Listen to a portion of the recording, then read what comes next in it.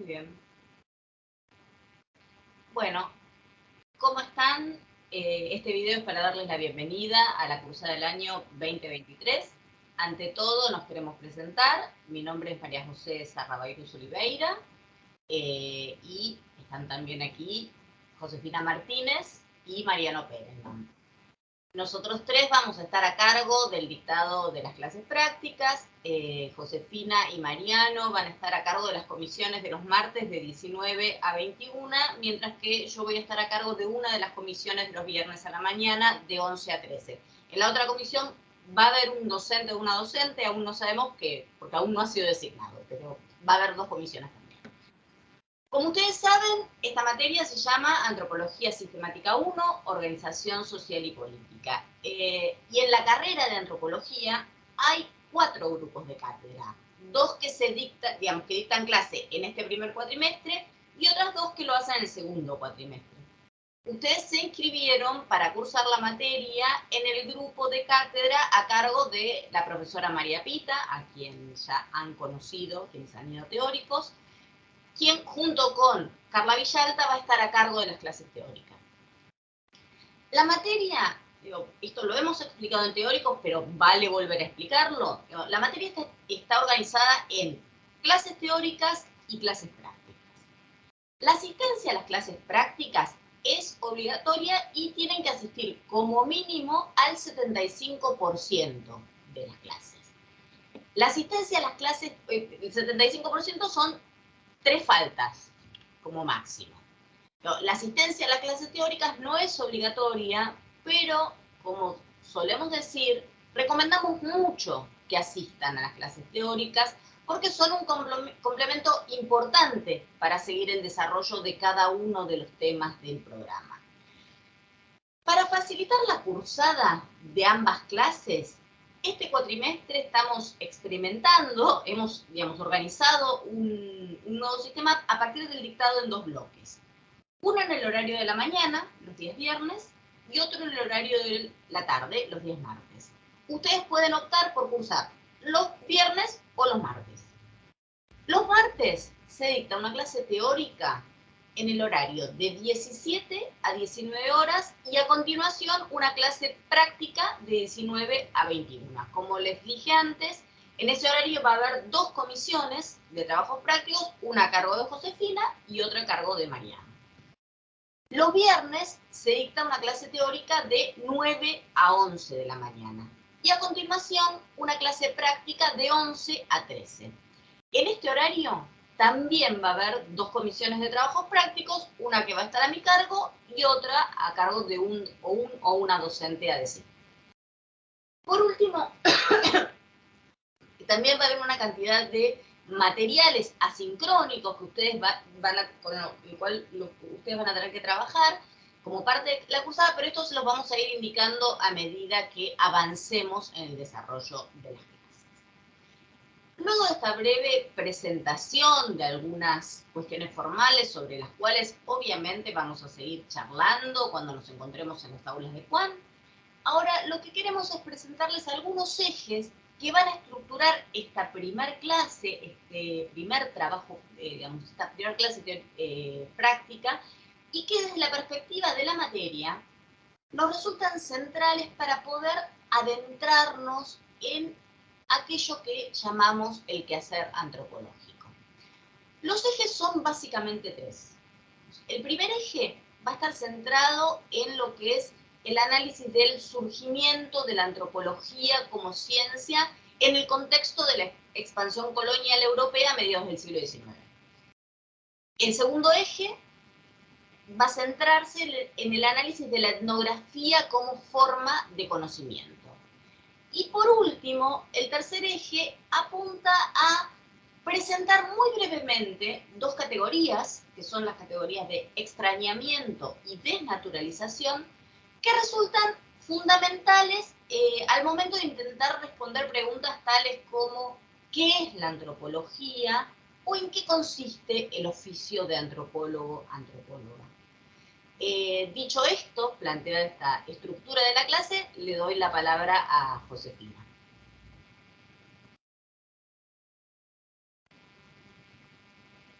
El micrófono, José. Estás muteada. Bueno. Ay, perdón. Vamos ahora entonces a trabajar un poquito algunas cuestiones que tienen que ver con el primer eje que planteó María José. Como ustedes saben seguramente, la antropología es una ciencia, una disciplina que surge en el contexto de la expansión colonial europea fundamentalmente del siglo XIX. A mediados de ese siglo, los países europeos, muchos de ellos gobernados por casas reales y monarquías, como hasta ahora, por otra parte, desplegaron una intensa y muy violenta política de expansión que conllevó la explotación extrema de los recursos naturales y de los recursos los pueblos que habitaban esos territorios, tanto de América como de África, Asia y Oceanía, y el consecuente ejercicio del uso de la fuerza para la dominación política, la explotación económica y la esclavización de las poblaciones locales, dicho muy en términos generales. Solo para ejemplificar, vamos a compartir algunas imágenes que nos parece interesante porque muestran un poco esta... Esperen, ¿eh?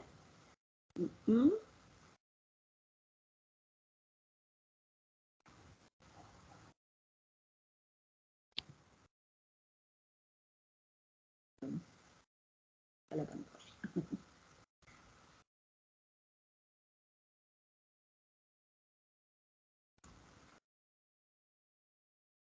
Queremos mostrarles algunas imágenes que nos resultan útiles para pensar, para poder pensar en las dimensiones y en las características de ese mundo en el que la antropología surge como... ¿Ven? Estoy compartiendo pantalla, pero me ve... ¿Sí? ¿Se ve? Ah, no, María José no ve. Se ve, pero en modo, no en modo presentación. A ver si lo pones en modo presentación. Ahí lo pongo en modo presentación. ¿Ahí se ve? Ahí se ve perfecto. Bueno, entonces, les decía, nos interesa reflejar un poquito de las características de ese mundo a través, por ejemplo, de este mapa de la expansión colonial europea en el siglo XIX en el continente africano solamente. Y acá vemos un claro predominio del Reino Unido y de Francia ocupando enormes territorios de África, ocupando o dominando, porque también esta expansión supuso una modalidad de ocupación muchas veces que se caracterizaba por una ocupación de las periferias y una dominación a través de la esclavización de la población, y también de los demás países de Europa. En esta, dejo de compartir, ¿eh? En esta expansión, entonces, en esta situación... Ay, esperen porque no puedo.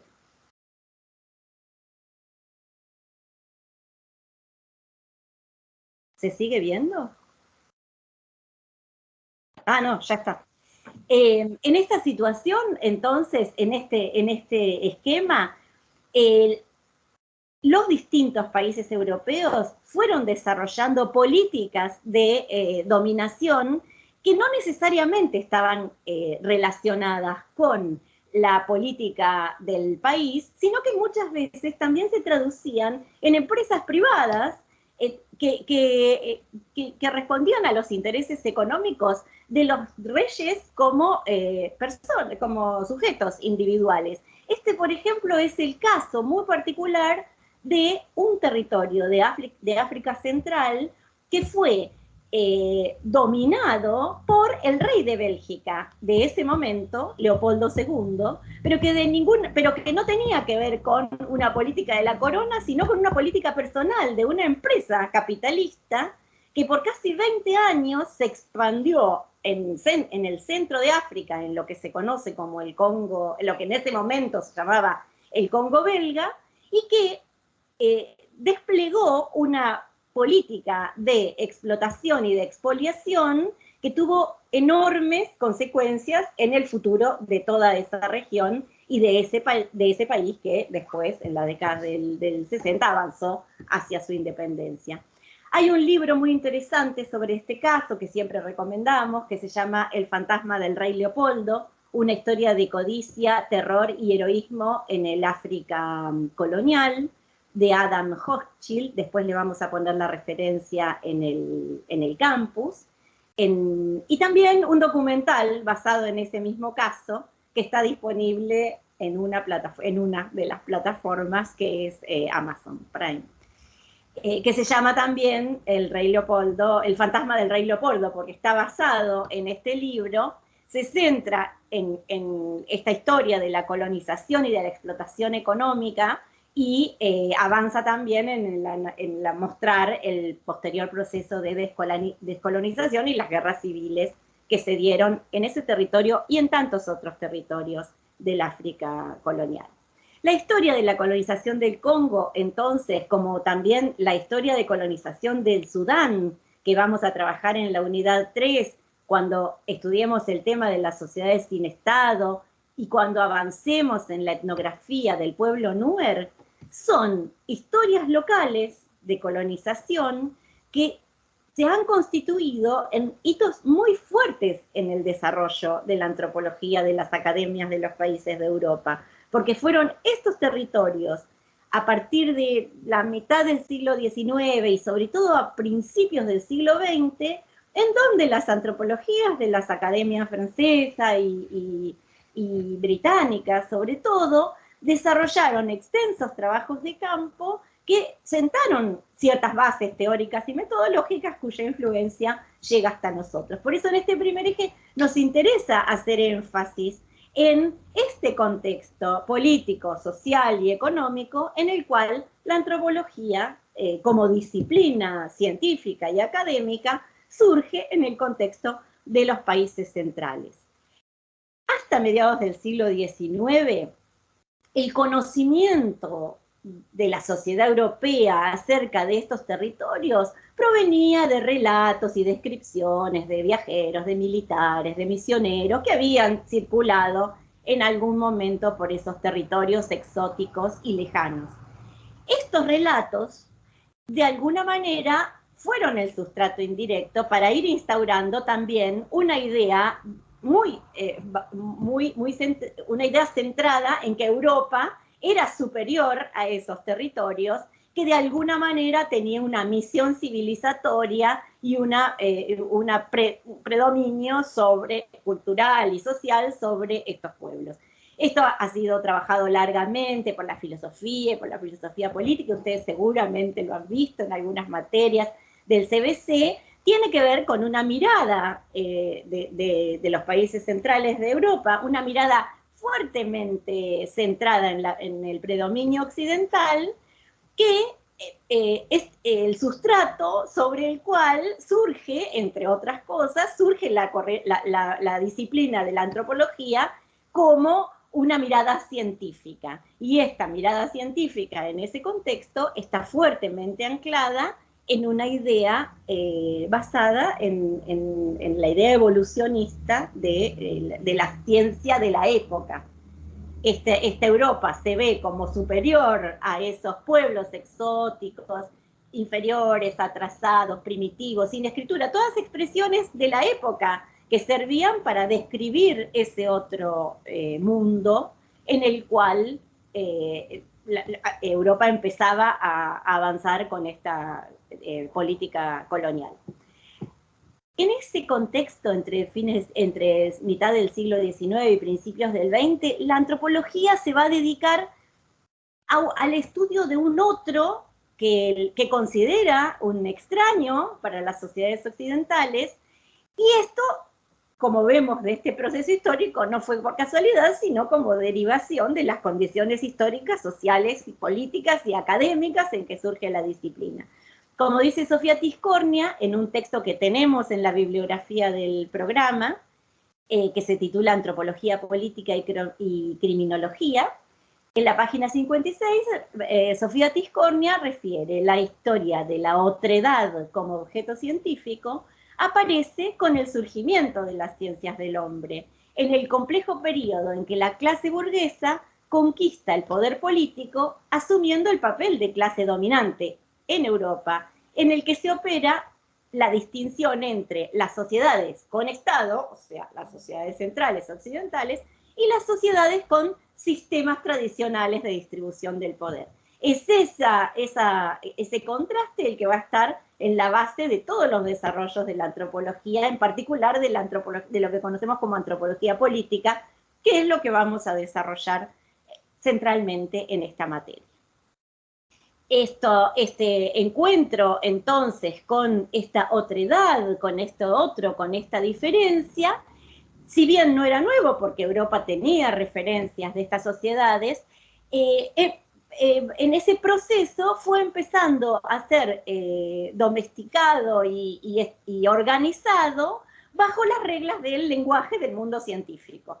Y entonces esta diferencia, que era una diferencia cultural desde hacía muchas décadas, en las academias de los países centrales empezó a ser un objeto de estudio de la ciencia y específicamente de la antropología.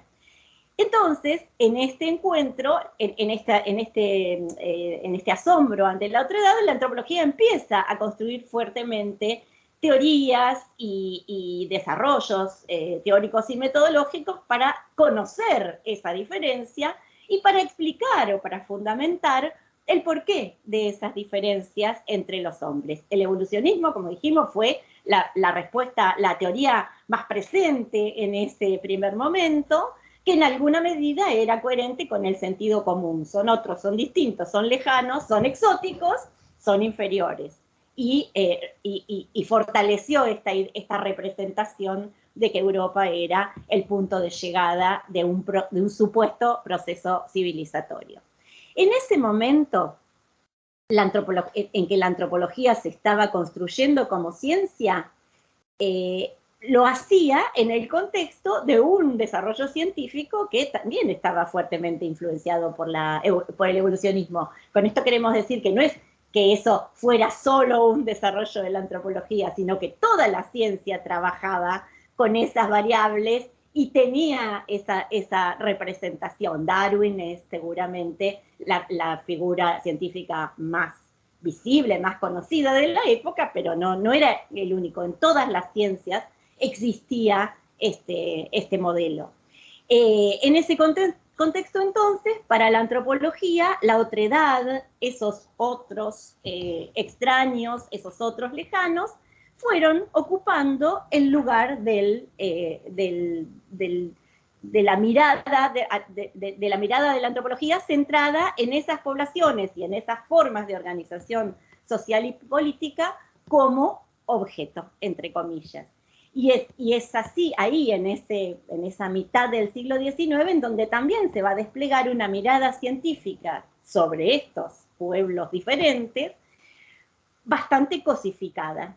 La antropología empieza entonces a mirar y a analizar esos pueblos como objeto de conocimiento y desarrolla una serie de estrategias científicas que pasan por ejemplo, medir y pesar y medir el cráneo, como se ve en esta fotografía, que es de un niño de las Islas Andamán, en donde la antropología del siglo XIX, ya fines del siglo XIX, despliega una serie de herramientas metodológicas orientadas a medir para establecer comparaciones.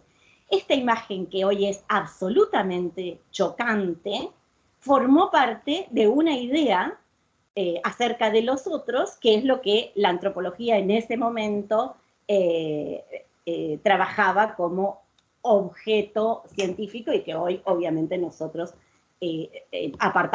tomamos distancia absolutamente, pero que consideramos que es importante conocer desde dónde o en qué contexto se construyeron estas perspectivas teóricas. Y ahora, con cierro este primer eje y le doy la palabra a María José.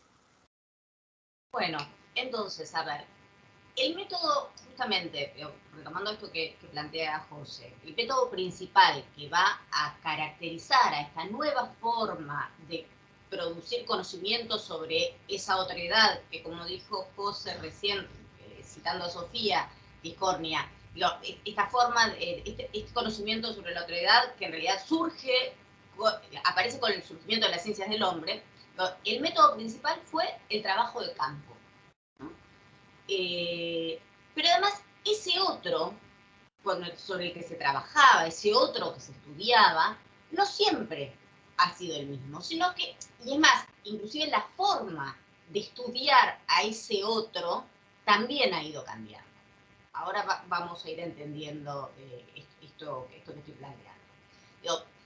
En el desarrollo de la propia historia de consolidación en el campo científico, la antropología, y esto particularmente con el desarrollo del funcionalismo y el estructural funcionalismo que ustedes seguramente han visto cuando han cursado antropología en el CBC, la antropología va a comenzar a cuestionar la idea de una continuidad lineal y evolutiva que va de lo simple a lo complejo en la historia de la humanidad. Este planteo de esta continuidad lineal y evolutiva, como dijo José antes, era propia de los planteos evolucionistas y además va a discutir otro de los pilares del evolucionismo que tiene que ver con esta noción de la historia conjetural. Porque justamente lo que van a plantear el funcionalismo, el estructural funcionalismo, es que en realidad esta historia conjetural no es científica. ¿Por qué no es científica? Porque no es demostrable, porque no es contrastable. En contraposición a estas ideas vigentes y reconocidas hasta ese momento, antropólogos como Malinowski o como Evans Pritchard, que vamos a trabajar a lo largo de la cursada, van a sostener que el trabajo científico, en lugar de preguntarse por los orígenes de las sociedades, como lo hacía el evolucionismo, se debía preguntar por el funcionamiento de las instituciones, sean instituciones políticas, sociales, culturales, religiosas. Y que para poder hacer esto, digamos, para poder entender el funcionamiento de estas instituciones, tenían que desarrollar una forma de trabajo y de estudio de ese otro particular. Esa forma específica de trabajo va a ser lo que nosotros conocemos al día de hoy como trabajo de campo. El trabajo de campo, que en realidad fue propuesto en sus orígenes por Malinowski y que continúa al día de hoy, va a ser lo que diferencie a los nuevos antropólogos de esa protoantropología realizada por los viajeros, por los misioneros y administradores, así como también por los antropólogos evolucionistas. En esto les recomendamos que hay un documental muy interesante que se llama Extraños en el exterior, o sea, extraños en el exterior, fuera de la baranda que sería como no es baranda, ¿cómo le decimos nosotros? Barandas en portugués. Ya me va a salir. Bueno, es un documental muy interesante, que tiene varios capítulos. Nosotros les recomendamos uno en particular que es sobre Malinowski, que lo hemos subido al campus, donde, bueno, justamente se habla sobre el desarrollo del planteo malinowskiano y la idea del trabajo de campo, donde además hablan distintos antropólogos. Es un documental muy lindo, muy didáctico, se los recomendamos. Realmente, insisto, el link está en el programa. Pero entonces, baranda sería como fuera de la galería, eso ya me salió. A partir de los inicios del siglo XX, la etnografía se va a constituir entonces como la idea madre de la antropología, haciendo que nuestra disciplina sea inescindible de la investigación empírica. Y si bien a lo largo de los años se han ido modificando las concepciones acerca de lo que es la etnografía, aún con distintas, digamos, interpretaciones en torno a ella, la etnografía sigue ocupando un lugar central en la definición de la antropología. Y en esto me parece que es interesante recuperar lo que plantea Marisa Peirano. Marisa Peirano es una antropóloga brasileña contemporánea que ustedes tienen que leer para esta primera clase, justamente, donde lo que ella plantea, ella lo que dice es que lo empírico, en realidad lo empírico serían, cuando hablamos de lo empírico estamos pensando podemos pensar en sucesos, en acontecimientos, en textos, palabras, olores, sabores, dice, todo aquello que afecta a nuestros sentidos, dice, es el material que analizamos y que para nosotros, en calidad de antropólogas y antropólogos, no son solamente datos recogidos, sino que son interrogantes y son fuente permanente de renovación. En función de esto, ¿no?, Marisa Peirano va a decir que la etnografía no puede ser entendida como un método separado de la reflexión teórica. La etnografía no es un detalle metodológico, sino que justamente es estructurante de la antropología misma, porque, digamos, tiene un carácter teórico. Entonces, justamente las transformaciones de la antropología como disciplina científica siempre se vieron acompañadas por transformaciones políticas e históricas. Así, los procesos de descolonización y los movimientos de liberación de las antiguas colonias que vimos al comienzo de la clase, que se dieron, digamos, estos procesos de descolonización que se dan en las décadas de los 50, 60, van a estar acompañados también por un proceso en el cual ciertos cánones de la antropología van a estallar y van a redefinir la forma de comprender, por ejemplo, al otro cultural. Ese otro cultural que se había constituido como objeto por antonomasia del estudio antropológico, entendiéndolo ya no como un hecho empírico real y observable, sino como producto de un ejercicio intelectual. Ahí vamos a ir avanzando sobre esta idea. Digo, esta transformación, inclusive, además, también va a repercutir sobre otras nociones fundamentales en la constitución de la antropología como disciplina, que fueron, por ejemplo, la idea del viaje. ¿Qué es lo que hacen los antropólogos? Básicamente es viajar, ¿no? Esta idea original, digamos, si los primeros antropólogos eran europeos y lo que hacían era ir a estudiar a esas colonias de las metrópolis, bueno, lo que hacían era viajar. Entonces, esta idea del viaje también se va a transformar, y otra noción que se va a transformar es la de la objetividad. O sea, el viaje, por ejemplo, a partir de estas nuevas nociones, ya no va a implicar necesariamente un traslado espacial, sino que en todo caso se va a pensar el viaje como un traslado de tipo cultural, social e inclusive temporal.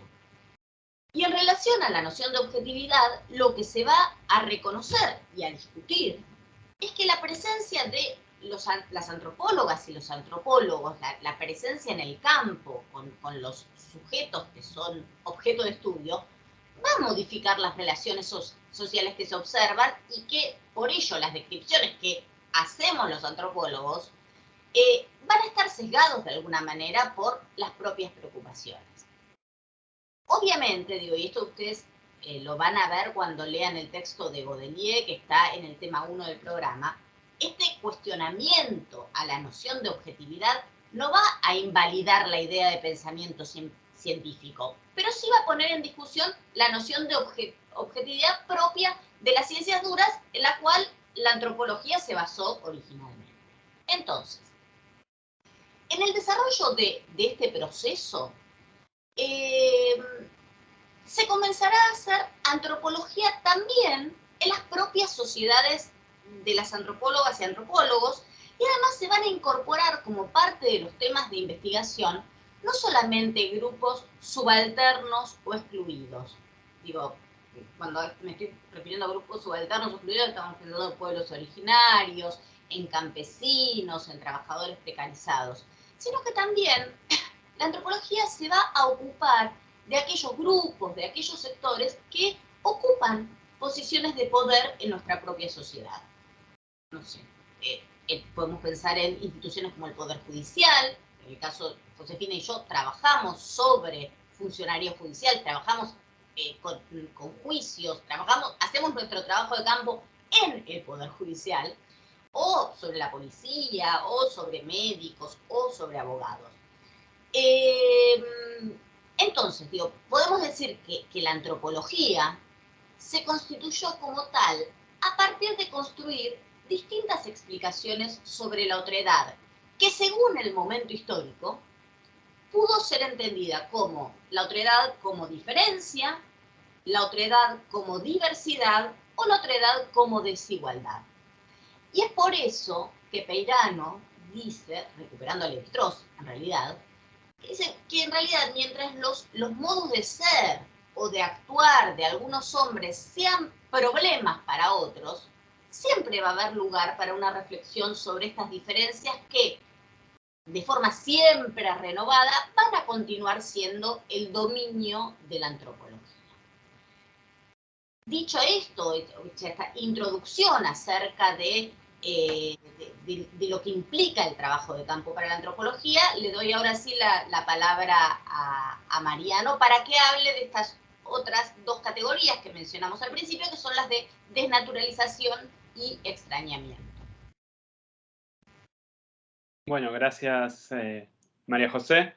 Como decían Josefina y María José antes, bueno, estamos planteando algunos puntos que nos parecen importantes para ir pensando y que vamos a ir desarrollando de a poco también en todas las clases siguientes.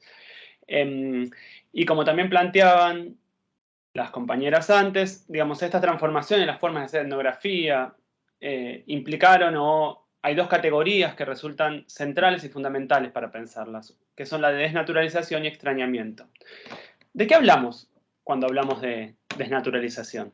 Bueno, desnaturalizar supone poner en cuestión la existencia de un supuesto del orden natural de las cosas, ¿no? ¿Y a qué nos referimos con esto? Que este orden natural implica pensar que existen prácticas, costumbres, instituciones que son naturales, que están ligadas a la naturaleza humana, que son universales, que son independientes de esos procesos históricos y culturales. Pensemos, por ejemplo, en los debates que se plantean en relación a la ley que regula la interrupción voluntaria del embarazo o a las discusiones que existen en torno a cuestiones de género. Cuando planteamos entonces que el oficio antropológico supone desnaturalizar, un proceso de desnaturalización, queremos decir que supone mostrar que todas estas prácticas e instituciones son producto de la acción de grupos sociales, de las comunidades, de sociedades en determinados tiempos y lugares. O sea que son construcciones sociales y que pueden ir cambiando por eso, ¿no? No son naturales justamente, esa es la idea de la desnaturalización. Y entonces la pregunta también tiene que ver con de qué manera se naturalizan estas prácticas. Y para responder esta pregunta, retomamos acá una categoría desarrollada por un sociólogo inglés, Giddens, y retomado por un antropólogo brasileño, Gustavo Lins Ribeiro, que habla de conciencia práctica. La conciencia práctica es aquella que nos permite movernos en el mundo sin una conciencia explícita de que nos movemos en un mundo que supone reglas y usos comunes, ¿no? Que son establecidos socialmente y que están incorporados a la vida. Digo, no estamos pensando todo el tiempo en las reglas y cómo funcionan, sino que simplemente podríamos decir vivimos. Y esto no quiere decir que no conozcamos el significado de estas prácticas, sino que las consideramos que son naturales. Y uno no tiene que hacer una reflexión absoluta y permanente sobre cada una de las acciones, de las prácticas que hacemos, ¿no? Porque si no la vida cotidiana sería imposible. Pero tenemos una conciencia práctica que nos permite actuar y desenvolvernos en una cantidad de acciones diarias, ¿no? Por ejemplo, sabemos a ciertas prácticas que no reflexionamos sobre ellas, pero que las conocemos, como comemos con cuchillo y tenedor, escribimos, ¿no? Y hay instituciones que nos parecen naturales que vamos a ir trabajando durante la materia, por ejemplo, la familia, la policía, el Estado, ¿no? Son instituciones históricas también que se fueron transformando y que vamos a ir trabajando. Estas formas en que están organizadas, el modo en que las instituciones ejercen su autoridad, las funciones que ejercen, no solo parecen necesarias y fundamentales, sino también, digamos, como cuando aparecen naturalizadas, nos parecen que son las únicas posibles. Y esto no quiere decir que no las critiquemos diariamente, ¿no? Nos peleamos con la familia, con el Estado, con la policía, sino, digamos, que no nos permitimos pensar por fuera de una sociedad constituida de esta manera, ¿no? Bueno, María José va a seguir ahora contándonos un poquito de estos procesos. Bueno, justamente, digo, esto que planteó Mariano acerca de la naturalización en la vida cotidiana, digamos, la contracara de esta naturalización en la vida cotidiana sería la exotización, el extrañamiento, podríamos decir en un principio, de otras sociedades, de otros grupos sociales diferentes a los propios. El punto es que muchas veces esta exotización, sin una reflexión adecuada, puede suponer una valoración negativa sobre esos otros, llevándonos a considerarlos inferiores, atrasados, primitivos, conservadores. Y esto sucede porque justamente, digamos, o corremos el riesgo de que esto suceda si uno no analiza a estos grupos sociales bajo su propia lógica. Es más, muchas veces ni siquiera se los llega a comparar con las propias costumbres. Entonces, digo, esto con este exotismo mal entendido de alguna manera, un extrañamiento bien entendido, digo, es uno de los puntos que fundamenta para nosotros la perspectiva antropológica desde que se impuso el trabajo de campo como forma de trabajo por antonomasia. Entonces, retomando esta idea que les planteaba antes acerca de el otro, no como un empírico observable, sino como algo que se logra mediante un ejercicio intelectual, es que podemos decir que si en la antropología clásica, me estoy refiriendo a la antropología durante el evolucionismo, el funcionalismo, el estructural funcionalismo, digamos, en su estudio de lo que eran las sociedades no occidentales, tenía como objetivo transformar lo exótico en familiar, la antropología contemporánea, la antropología que hacemos nosotros, en el estudio de la propia sociedad, tiene que hacer la operación inversa. O sea, el objetivo sería el inverso, que es transformar lo familiar en exótico. O sea, extrañarse sobre estas prácticas que en realidad nos resultan familiares. Por eso esta idea de pensar al otro como un ejercicio intelectual. Esta forma de realizar etnografía, de transformar lo familiar en exótico, que era propia de la antropología contemporánea, lo que nos permite justamente es ampliar el universo investigado tradicionalmente por la antropología. Y además nos ayuda también a comprender el mundo en el que vivimos. Y este proceso justamente se va a lograr a través del extrañamiento, en tanto herramienta fundamental de la investigación antropológica. Y justamente lo que va a requerir el extrañamiento, esto es lo que plantea Marisa Peirano también, es de una mirada curiosa que esté dispuesta a sorprenderse frente a determinadas prácticas, lógicas, procedimientos que forman parte de nuestra vida cotidiana y que justamente esta mirada curiosa nos conduzca a una reflexión sobre estos fenómenos mediante la conexión con otras situaciones similares o pueden ser también situaciones opuestas que conocemos o hemos vivido.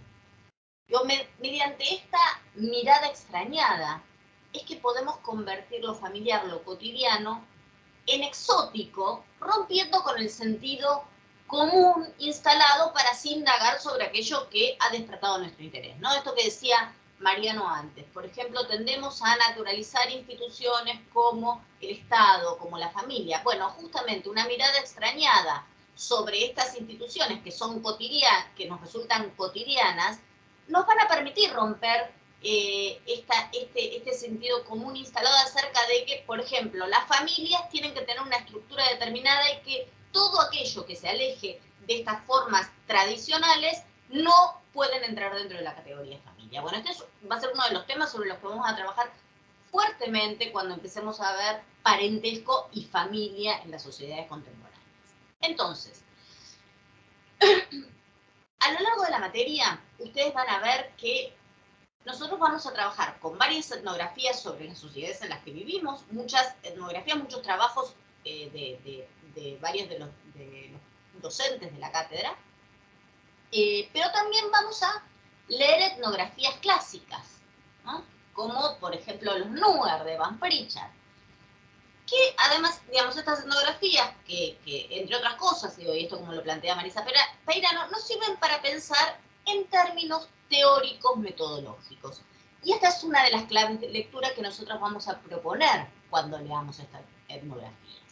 Por eso nos interesa terminar esta clase muy brevemente, de un modo bastante esquemático, con las respuestas que da Marisa Peirano acerca de la pregunta de ¿por qué tenemos que seguir leyendo? ¿Por qué nos interesa seguir leyendo monografías, etnografías clásicas? Y básicamente lo que dice Marisa Peirano es lo siguiente. En principio dice, porque las etnografías clásicas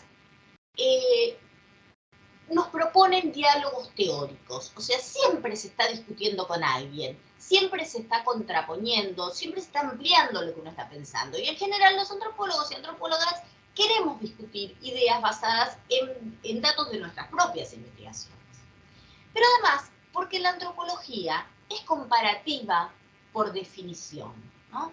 Y no se trata solamente de comparar otras tradiciones culturales con la propia sociedad, sino dentro de la propia sociedad occidental y moderna, poder comparar distintos escenarios o distintas formas. Por ejemplo, podríamos pensar en las formas de resolución de conflictos, ¿no? Uno puede, pensando en las sociedades occidentales y modernas, podemos pensar en lo que es la tradición anglosajona de resolución de conflictos con lo que es la tradición continental, que es la que nos ha caracterizado hasta el momento. Digo, para que se den una idea, la tradición anglosajona es la que tiene como entre uno de sus elementos fundamentales el juicio por jurados. Bueno, la incorporación en los últimos años del juicio por jurados tiene que ver con incorporar elementos de la tradición anglosajona a nuestra tradición continental de resolución de conflictos. Pero bueno, esto lo iremos viendo y charlando en los prácticos. Además, porque las etnografías clásicas refuerzan también la percepción de que la etnografía forma parte de la empresa teórica de la antropología. ¿Se acuerdan esto que les decía antes? La etnografía no es un detalle metodológico. Justamente la propia indagación etnográfica tiene en su desarrollo un carácter teórico. Y por último, porque las etnografías, el trabajo etnográfico, revela nuevas teorías que no son solamente teorías de etnógrafos o teorías de antropólogos, sino que son justamente producto del diálogo con los sujetos, con las personas. Y esto ya lo vamos a ver más claramente cuando veamos los trabajos de Van Pritchard y de Malino. Dicho esto, le doy la palabra a Josefina para que bueno, cerremos esta clase y reuniremos de una vez.